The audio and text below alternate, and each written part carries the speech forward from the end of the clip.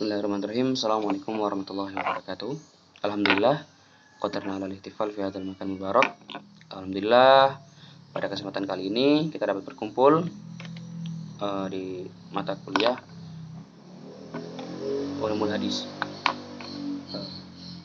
Yang pertama-tama, marilah kita panjatkan puji dan puji syukur kita kepada kehadirat Allah Subhanahu wa taala yang telah memberikan kita nikmat serta hidayat sehingga kita dapat berkumpul pada kesempatan kali ini. Kemudian salawat serta salam tidak lupa kita junjukkan kepada Nabi besar kita Nabi Muhammad SAW yang telah memberikan kita atau yang telah membawa kita dari zaman kegelapan sampai zaman yang terang benderang seperti ini. Kami selaku kelompok wawancara dan observasi ujian akhir semester mata kuliah Ulumul Hadis dan Hadis Dakwah yang terdiri dari Muhammad Fatihul Haki, saya sendiri, dan rekan saya Brilian Vigo. Alhamdulillah pada kesempatan kali ini selesai melaporkan atau mengumpulkan tugas wawancara dan observasi yang akan kita presentasikan kali ini. Latar belakang adanya wawancara dan observasi ini ialah yang pertama rasa ingin tahu kita, kemudian bertujuan untuk mengetahui pergerakan dan upaya TPA Darul Mukhlisin yang dalam masa pandemi COVID-19 ini tetap masih eksis, mengajar dan memberikan bantuan secara materi dan pikiran dengan tetap mempertahankan dan menyalurkan nilai-nilai akhlakul karimah dan karakter Islami yang mematuhi peraturan pemerintah dan protokol kesehatan. Untuk observasi dan wawancara sendiri kita lakukan 3 sesi. Wawancara yang pertama dengan kepala TPA Darul Mukhlisin, dan yang kedua kepada pengurus, dan ketiga kepada warga sekitar yang menerima atau mendapat bantuan atau saluran berupa sebagainya seperti itu. Untuk pertanyaan yang pertama kita salurkan kepada Kepala TPA Darul Mukhlisin, yakni Ustazah Suci Rahayu SPD. Untuk masing-masing sesi kita beri 1 pertanyaan saja. Maksudnya kita baca 1 pertanyaan karena di sini ada 3 dan jawabannya lumayan panjang. Jadi untuk mempersingkat waktu akan saya bacakan 1 dari setiap wawancara atau setiap sesi. Pertanyaan pertama, apakah alasan masih aktif atau secara tatap muka dibukanya TPA Darul Mukhlisin di masa pandemi ini? Kemudian beliau menjawab, karena sebenarnya ini bukan kemauan pengurus dan bukan kemauan siapa-siapa, melainkan kemauan para wali santri dan orang tua yang ingin anaknya tetap mengaji dan meningkatkan ilmu keagamaan. Kalau dari TPA Darul Mukhlisin sendiri dan dari warga atau RW atau RT dan kepala desa sekitar, itu sebenarnya berpikiran untuk meliburkan atau membekukan TPA untuk sementara. Seperti itu.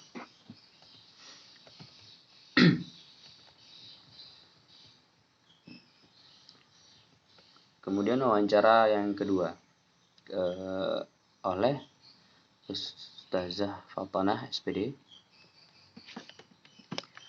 Di sini kita tanyakan apa saja fasilitas yang ada yang kira-kira berguna dan dapat mengurangi resiko anak-anak dalam masa pandemi ini. Beliau menjawab, alhamdulillah ada banyak, meskipun santri dan santriwatinya tidak banyak, tapi cukup untuk memfasilitasi. Kemudian saya bertanya kembali seperti apa saja, seperti itu. Kemudian beliau menjawab, seperti yang ada di depan, kalian bisa lihat sendiri tempat cuci tangan dan ada sabun dan juga kamar mandi dan toilet bersih dengan alat bantu kita termogan yang alhamdulillah baru diberi bantuan dari pemerintah, seperti itu.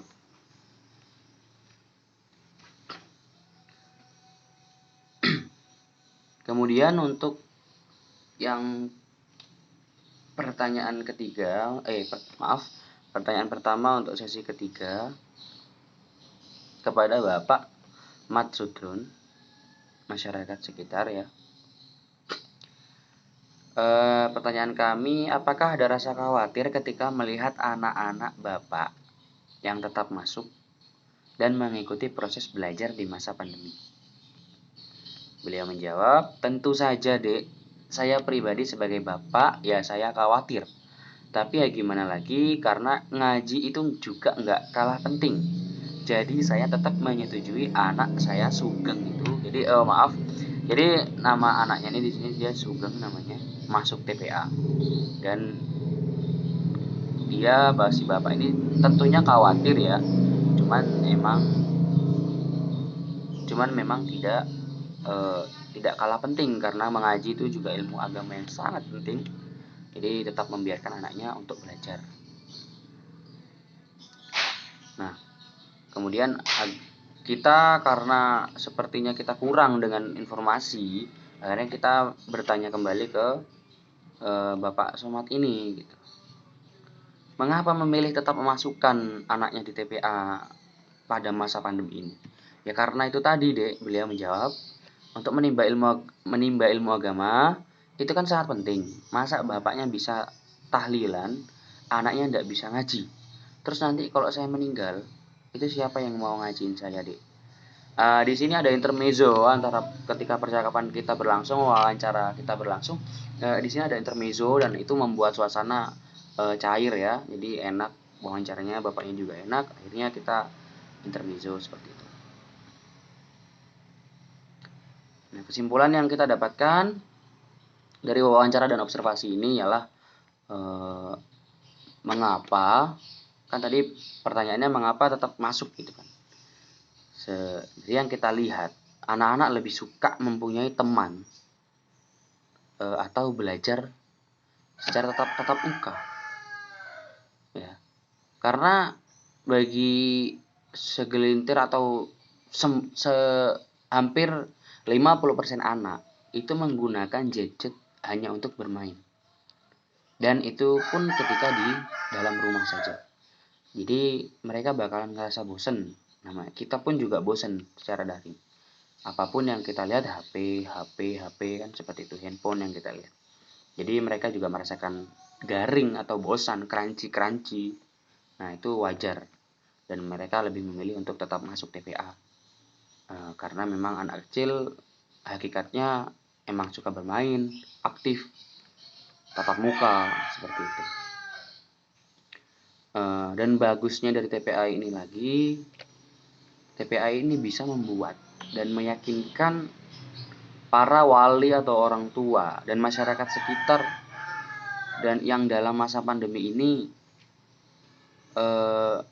dapat menerapkan social distancing dan protokol kesehatan. Jadi emang the best banget. Emang kita survei ke tempatnya juga, emang tempatnya ada tempat cuci tangan, kemudian sabunnya juga masih banyak, sabun cair, ada tisunya juga, kemudian noise, pokoknya ada, nanti saya cantumkan di foto seperti itu.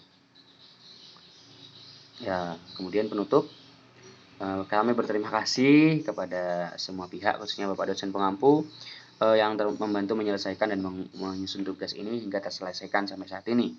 Sampai kita bisa mempresentasikan kepada Bapak, dan kami meminta maaf sebesar-besarnya atas kesalahan penulisan kata, kalimat, presentasi yang kami buat, dan sangat bersyukur apabila salah satu atau sebagian dari kalian memberi kritik dan saran yang sifatnya membangun bagi kita. Dan kami khususnya KPI 2 berterima kasih kepada Bapak dosen yang telah memberikan ilmunya sepanjang satu semester ini, Pak, untuk Bapak Nasruddin. Kami berterima kasih sekali karena emang bermanfaat. Kami bisa tahu hadis itu gimana, kemudian pengertiannya gimana, definisinya, macam-macamnya, kemudian ya segala sesuatu yang berkaitan dengan hadis, insya Allah beliau berikan kepada kami, itu seperti itu. Jadi mohon maaf sekali Bapak apabila kami salah atau kami membuat Bapak jengkel. Selaku KPI 2, saya mewakilkan juga untuk meminta maaf sebesar-besarnya. Terima kasih, sekian dari kami. Wassalamualaikum warahmatullahi wabarakatuh.